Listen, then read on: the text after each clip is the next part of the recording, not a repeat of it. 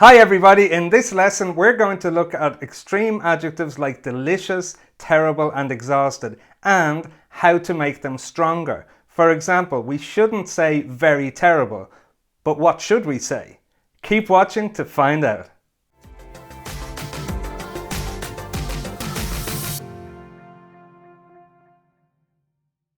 Welcome back to English for Professionals. I'm Derek and I'm here with another short lesson for you busy people out there.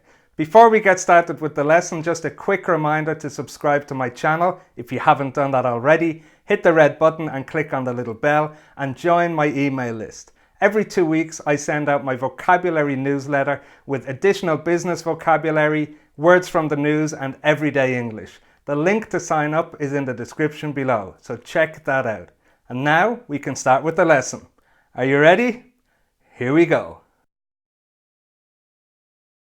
I often hear people say things like, the weather was very terrible, or it was a long day, I'm very exhausted. Well, we shouldn't use very here because these are what we call extreme adjectives. They already contain the idea of very in them, very bad and very tired.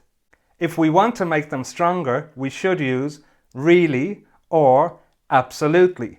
So, the weather was really terrible, or the weather was absolutely terrible. It was a long day, I'm really exhausted. It was a long day, I'm absolutely exhausted. Let's take a look at some more examples of extreme adjectives. First of all, we have very old is ancient. The pyramids in Giza are really ancient. The pyramids in Giza are really ancient. Next, we have another way to say very bad. Awful.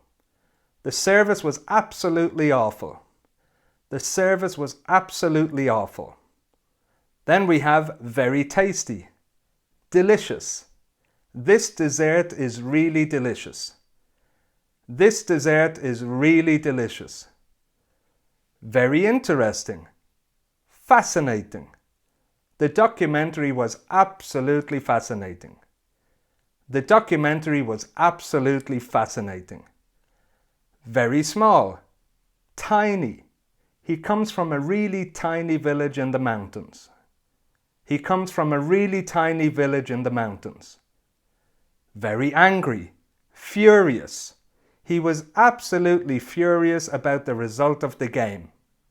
He was absolutely furious about the result of the game. That brings us to the end of another short lesson. I hope you found it useful. You'll find a list of the most common extreme adjectives in the description below.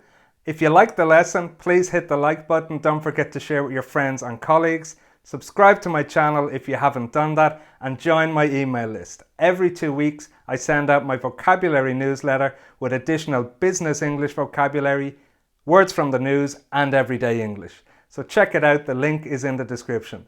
Thanks a lot for watching and see you soon.